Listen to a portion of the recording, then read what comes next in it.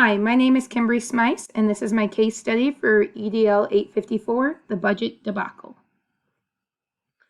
So we're first going to start by establishing the facts. The first facts that we want to look at is about Briardale Elementary School. It is one of 6 elementary schools in town.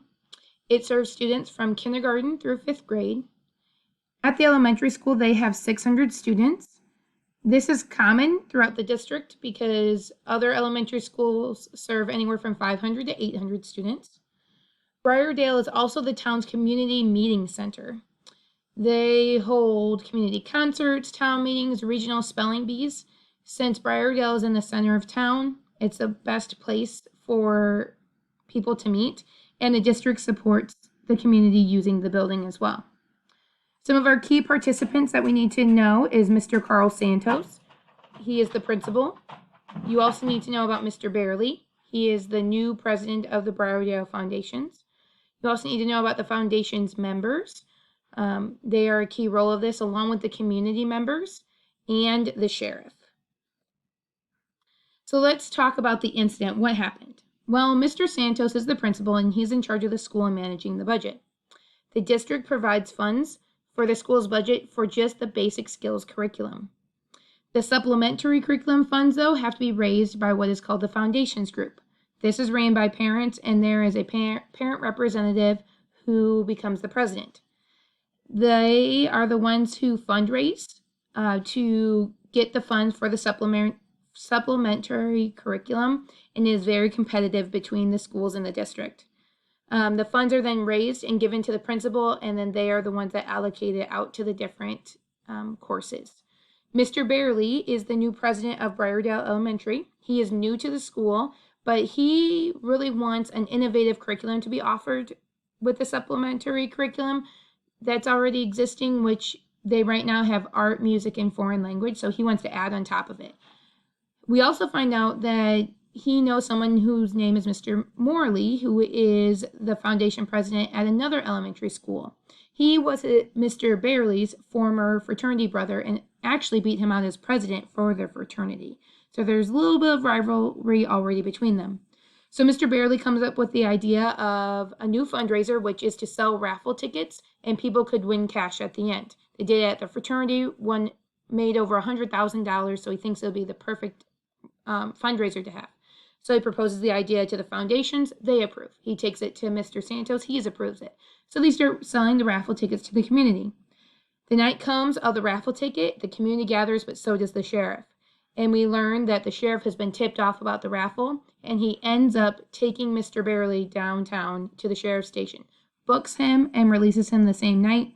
A week later, Mr. Barely gets convicted of a misdemeanor and is placed on probation for the raffle for cash event. This event then makes front page news in the community and also leaves a negative mark on Briardale Foundation. So let's talk about some ethical or legal issues. Well, some ethical issues. Mr. Santos has one. He is embarrassed about the situation. It seems that he's not been informed on the laws. He is not very involved in the foundation besides approving the different fundraisers. And he also is embarrassed that they might lose any funds for their supplementary curriculum. Then you also have Mr. Barely, who's losing his integrity, right? We're thinking that the competition with Mr. Morley is what really set off this whole thing of him wanting to raise even more than what was expected for adding innovative curriculum. And so it could also end up ruining his future. What are some legal issues? Well, according to Kansas Department of Revenue, their raffle amendment SCR 1618, it says that raffles must be licensed and regulated through the Office of Charitable Gaming. Now, you only need those licenses if your gross receipts for the year for fundraising is more than $25,000. We also know that you need to apply for this license at least 30 days prior to selling the raffle tickets. We don't know about any of those things happening with this Briardale Foundation if they followed any of those laws. So let's recap the incident. You have Mr. Barely, the new foundation president at Briardale Elementary. He was found guilty of a misdemeanor and placed on probation for his role in hosting a raffle for cash fundraiser to fund the school's supplementary curriculum. That's kind of the issue. So let's talk about some of the facts. So our key people, you know about Mr. Santos, he's the principal. You know about Mr. Barely, he's the president of the foundation at Briardale. We also know that our key people are the community members who purchased the raffle tickets, trying to help the school, but also hoping that they get something in the end. And you also have the sheriff, who is the one who arrested Mr. Barely. Our unknown people, we don't really know much about. We have Mr. Morley, who's that foundation's president at another school. Was he in it, right? Was he the one that tipped off about it, or was it somebody else? We also don't know how the teachers and parents at Briardale Elementary feel about this whole situation. Are they fearful about the supplementary curriculum going away and the funds for it? We also don't know about the foundation members. Did one of them tip off the sheriff, or was it somebody else? And finally, our school board. What do they think about this whole situation? Were they informed about the fundraising? Do they have any rules in the handbook about fundraising that help support the laws? So we don't know anything about those people. The place, well, we know that it's Briardale Elementary. Again, they serve kindergarten through 5th grade students, and there's 600 students in the building. We know that that it's located in a diverse community, and we also know that it's in the center of town. But we don't know how big this town is. How much is the population? Also, was it rural, suburban, or urban community? That can make a difference. Do people know each other? Is this something that, like, are they from a bigger town, so not a lot of people know? Is it just that tighter area that knows anything? So those things kind of have us questioning. And the program, it's all about Briardale Foundation. We know that's run by parents. We know that they fundraise to pay for that supplementary curriculum. And we also know that that supplementary curriculum right now is for art, music, and foreign language. What we don't know about the program is how many people are on the foundation. Is it 5, 10, 20? What are some of their previous fundraisers that they have done?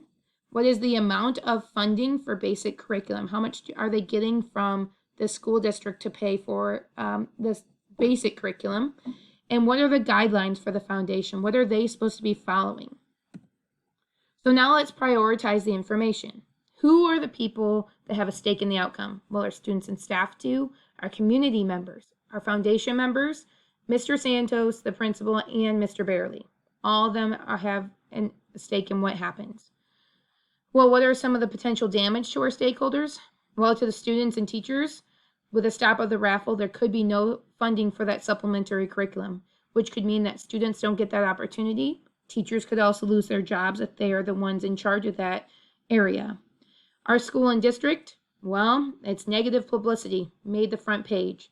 That could cause families to transfer their child out of Briardale Elementary or possibly leave the district if there's another one that they could go to nearby.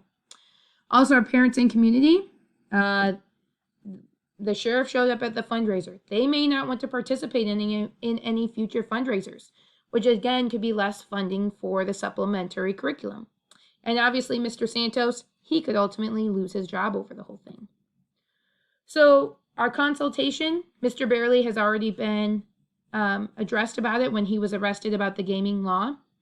We still need to find out how much money was raised at the raffle. If it was less than $25,000, did they need the license?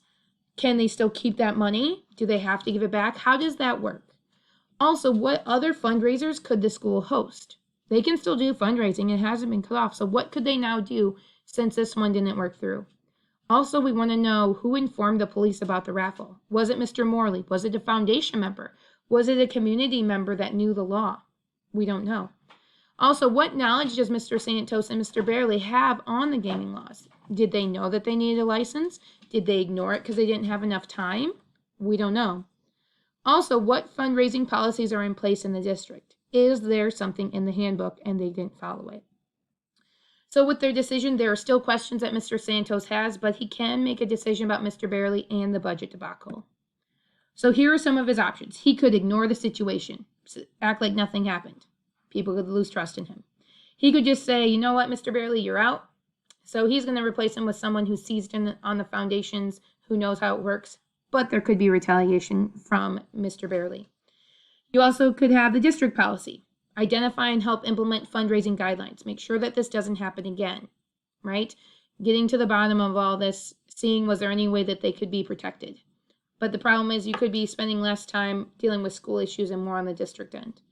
You could also investigate the tipster. Find out who and why they tipped off the police about the raffle, but you could be wasting your time and it doesn't change what has already happened.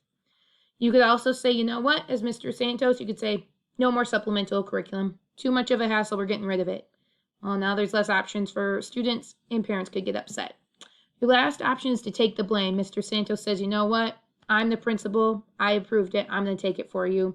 Ultimately, Mr. Santos could lose his job. So let's evaluate them. Ignoring the situation, the pro is that you move forward and you're saving time. Con is, doesn't seem like you care. And that loses trust with your stakeholders. And ultimately, it could happen again if you're not going to address the situation. If you implement a new foundations president, they have experience with foundations. They know how it's supposed to be run. They know some of the previous fundraisers that they've done.